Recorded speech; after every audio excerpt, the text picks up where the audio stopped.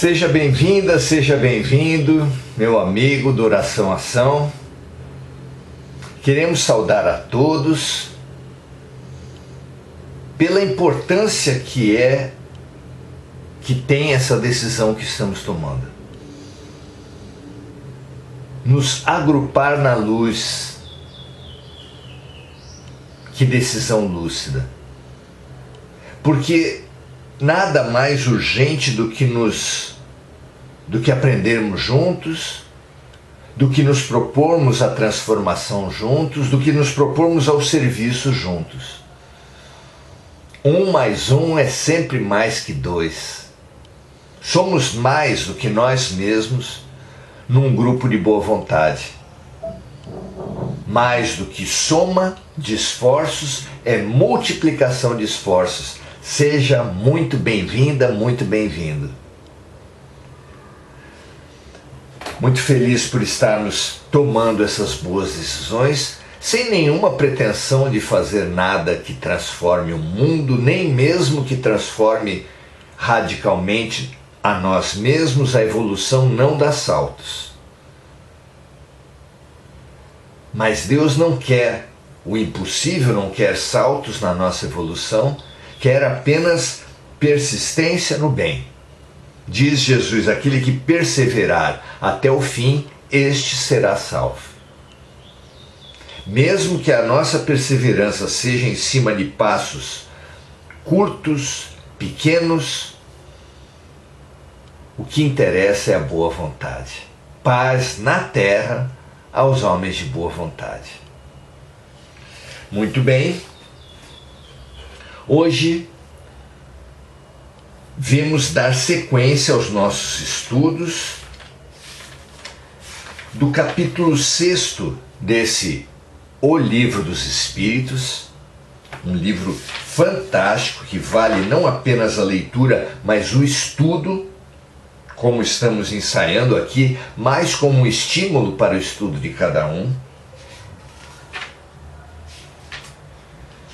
E que no capítulo 6 tem como título A Vida no Mundo Espiritual.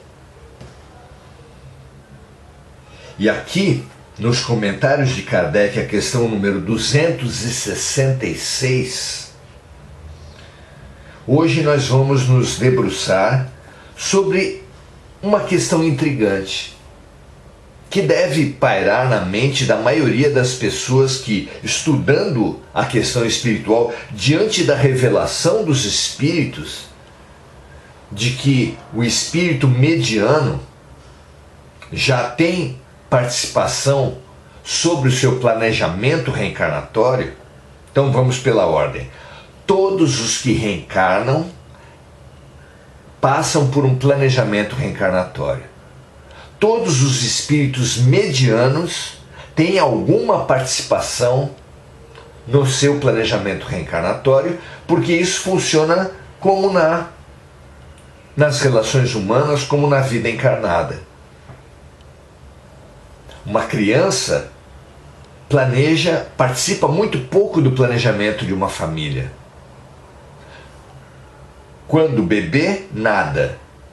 Quando começa a ter algum discernimento, 4, 5, 6, 7 anos, a sua participação vai sendo crescente. Um adolescente tem muito mais participação, um jovem muito mais, um filho adulto ainda mais. E assim, no ambiente de trabalho é a mesma coisa.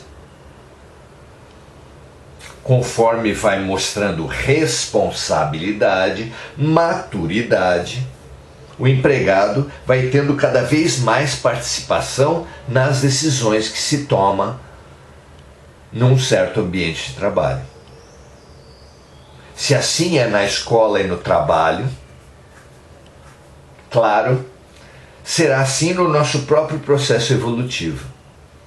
Mais será dado àquele que mais recebeu.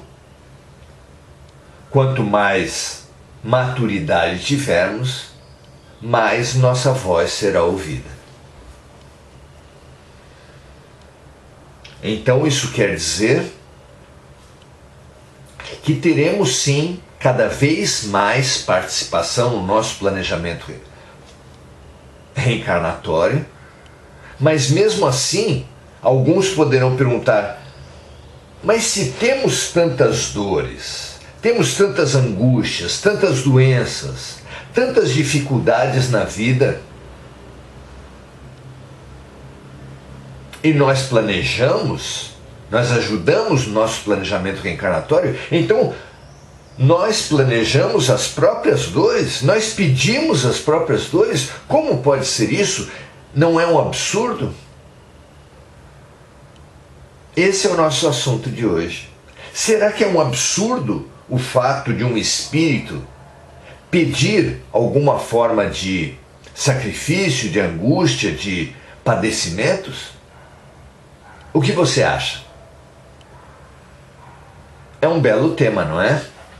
Vamos ver o que Kardec nos traz no item dos seus comentários à questão número 266 de O Livro dos Espíritos, que ele deu por título o seguinte: o esforço dos homens na vida terrena. E que nós, ao nosso jeito, trazemos como título: então nós podemos planejar as nossas dores? Por que um espírito planejaria as próprias dores? Vamos lá. Kardec apresenta assim a sua reflexão. Não vemos diariamente o exemplo de escolhas semelhantes, como das dores?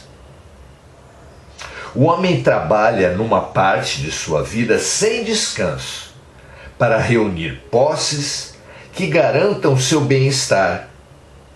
Não é uma tarefa que ele se impõe visando um futuro melhor? Olha que interessante. Praticamente todas as pessoas, exceto os que nasceram em berços esplêndidos, em berços muito ricos, o resto da população da Terra se propõe uma vida de sacrifícios para, em uma certa altura, parar de sacrificar-se, parar de ter dificuldades para viver maiores facilidades, na chamada aposentadoria, no chamado descanso da idade madura. Não é assim? Não serão então esses trabalhos intensos que se faz na juventude, na idade adulta, uma espécie de angústias, de padecimentos voluntários que nós nos propomos fazer? Muito interessante, né, o raciocínio de Kardec. Mas ele continua: o militar que se oferece voluntariamente para uma missão perigosa, o viajante que enfrenta os maiores perigos por amor à ciência, ou mesmo no interesse de sua própria fortuna. O que isso representa senão provas voluntárias que lhes proporcionarão honra e proveito se forem bem-sucedidos? A quanta coisa o homem não se sujeita e não se expõe pelo seu interesse e pela sua glória. Os concursos também não são provas voluntárias a que os concorrentes se submetem com o objetivo de se melhorarem na carreira que escolheram? Quantos de nós já não passamos por isso? Não se chega a uma posição social de destaque nas ciências, nas artes, na indústria, sem passar pelas posições inferiores, que são também outras provas.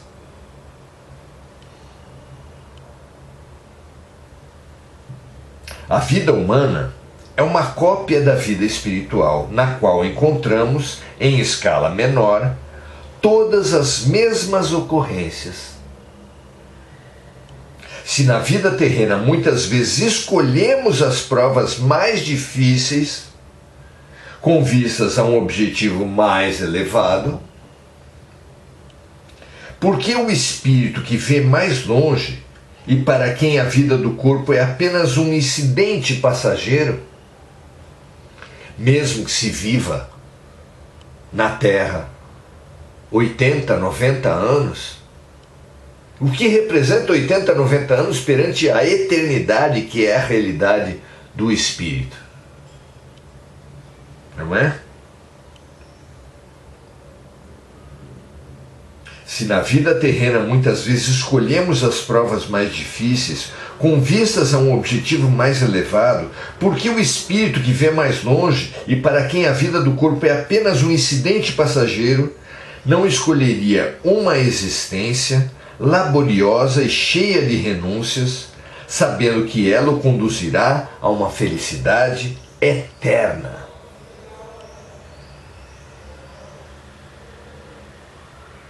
O próprio parto, que é comumente dado como das maiores dores da terra,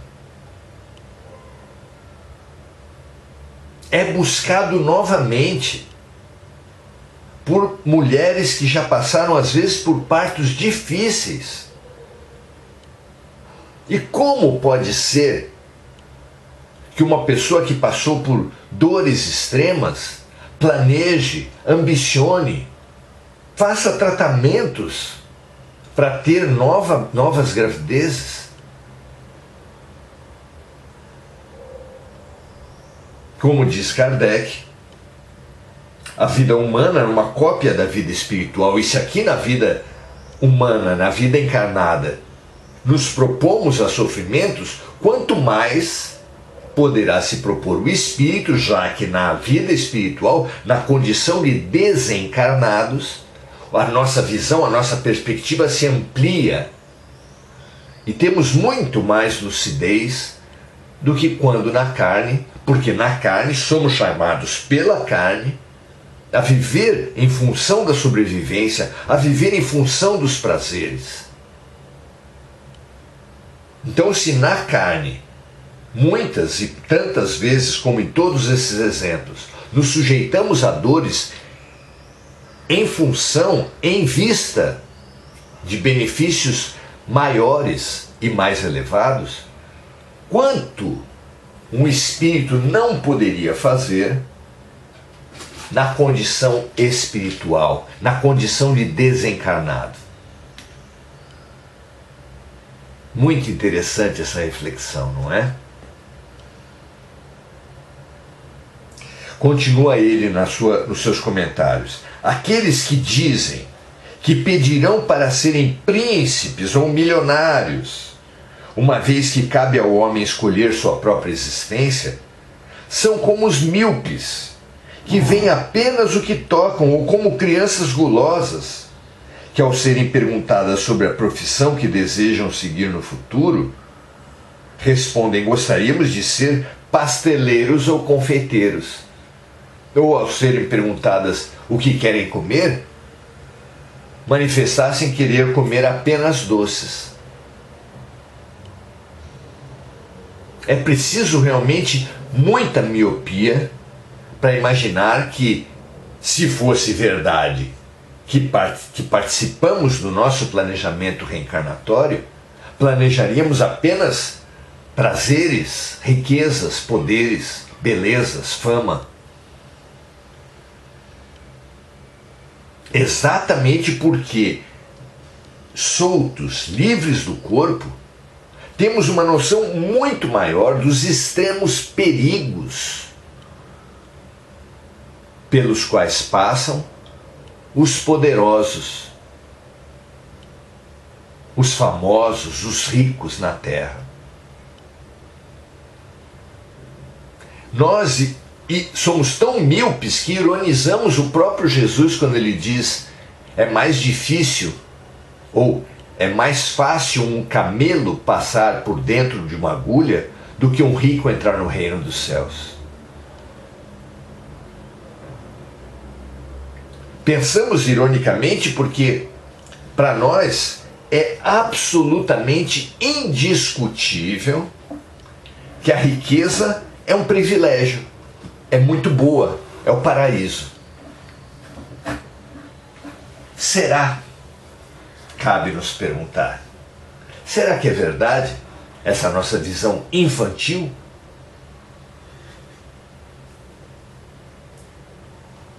Continua Kardec nesses comentários. O viajante que se encontra no fundo de um vale, coberto pelo nevoeiro, não vê a distância nem os pontos extremos do seu caminho. Mais uma figura saborosa de Kardec para todos nós. Então, uma pessoa está caminhando na planície, envolta por denso nevoeiro. Nessa condição, não consegue perceber o caminho que já trilhou, muito menos o caminho que há de trilhar. Não é? Mas quando chega ao topo da montanha, seu olhar abrange o caminho percorrido e o que resta a percorrer, e vê o seu objetivo e os obstáculos que ainda precisa transpor, e pode planejar com mais segurança os meios para atingi-lo.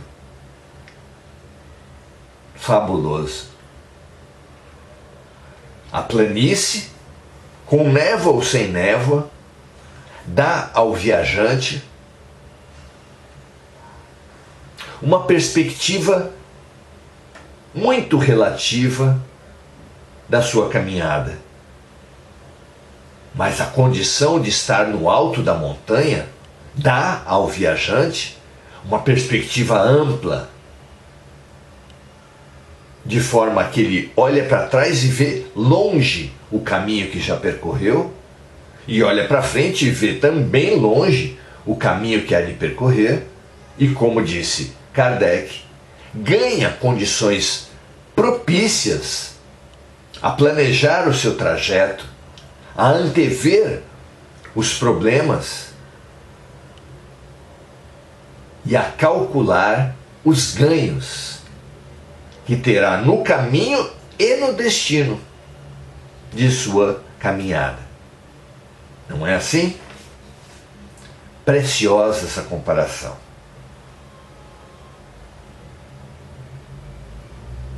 O espírito encarnado, continua Kardec, é semelhante ao viajante no fundo do vale, livre das ligações que o prendem à terra.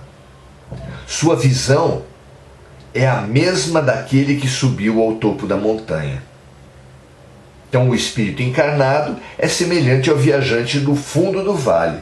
O espírito desencarnado, livre das ligações que o prendem à terra, tem a mesma visão daquele que subiu ao topo da montanha. Para o viajante, o objetivo é o repouso após o cansaço. Para o espírito, o objetivo é a felicidade suprema após as dificuldades e as provas. O avanço alcançado após as dificuldades e as provas. Muito interessante, né? E continua Kardec. Todos os espíritos dizem que no mundo espiritual pesquisam, estudam e observam para fazer a escolha mais apropriada. Não temos um exemplo desse fato na vida terrena? Não buscamos através de anos a carreira que achamos mais adequada aos nossos objetivos? Se fracassamos numa, procuramos outra. Se tentamos um concurso público e não passamos, tentamos outro. Não é assim? E continua Kardec. Cada carreira que abraçamos representa um período da vida.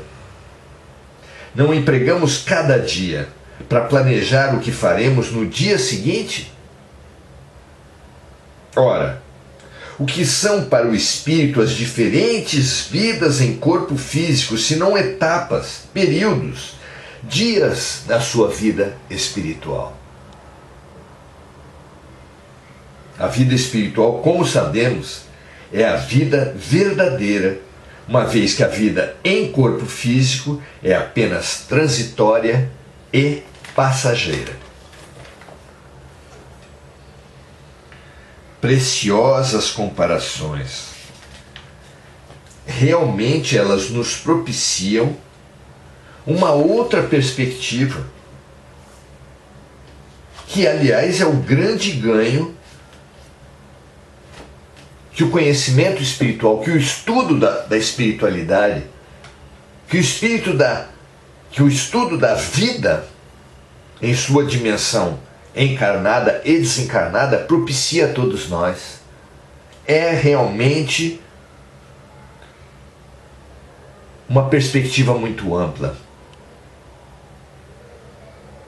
É realmente precioso para todos nós que alcancemos esse ponto de vista maior.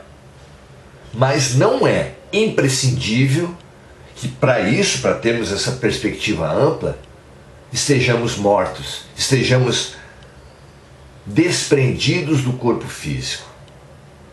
Podemos já alcançar, pelo menos em parte, esse desprendimento, esse desapego, essa amplitude de pontos de vista. Podemos e precisamos avançar nessa conquista. Como podemos fazer isso? Com esses estudos e outros, como falamos no encontro passado, porque há muitos livros religiosos de diferentes religiões, do Oriente e do Ocidente, que situam a criatura na amplitude espiritual. E assim fazendo, propiciam às pessoas, aos espíritos, mesmo encarnados, uma paciência, uma aceitação, uma compreensão de que realmente não cai uma folha de uma árvore que não seja pela vontade de Deus. Um entendimento de que absolutamente tudo o que nos acontece na vida encarnada, como num hospital perfeito, é terapêutico. Serve ao diagnóstico e serve à cura do espírito. E como essa certeza nos dá resiliência, persistência, aceitação, uma força tremenda para vivermos os nossos desafios. Como temos na transição planetária, no chamado fim dos tempos, conforme previsto pelo próprio Jesus no sermão profético, dores, crises em sequência, precisamos de mais dessa perspectiva maior, desse olhar diferente, desse ponto de vista amplo e profundo da vida. Desfrutemos, aproveitemos essa amplitude para conquistarmos essa persistência, essa paciência, essa aceitação, essa resiliência preciosas para vencermos os desafios que estão planejados, que estão previstos para cada um de nós. Fabuloso esse aprendizado. Remetemos a cada um dos amigos e saudamos a lucidez de estarmos juntos nesse estudo, nesse autoencorajamento. Muito boa noite, Rosa Amaral, Gugu Souza, Rosa Nepomuceno, Maria Aparecida Nicolas, Andréa Santos,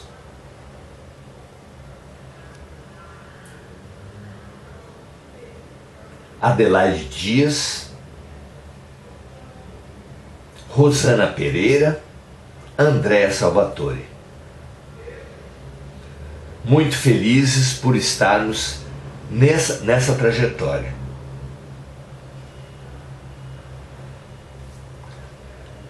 Porque juntos temos uma possibilidade muito maior. Como diz o dito popular, que espelha muito o nosso estado de alma em meio a tantas crises, parece mesmo que se correr o bicho pega, se ficar o bicho come. Mas expandindo o ditado, podemos dizer, sim, é verdade. Se corrermos, o bicho pega. Se ficarmos,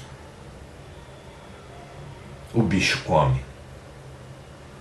Porque o bicho representa essas angústias todas, esses assédios espirituais e na vida material. Mas se é verdade que se correr o bicho pega, se ficar o bicho come, é ainda mais verdade que se nos unirmos, o bicho foge. Essa é a realidade das presas perante os predadores.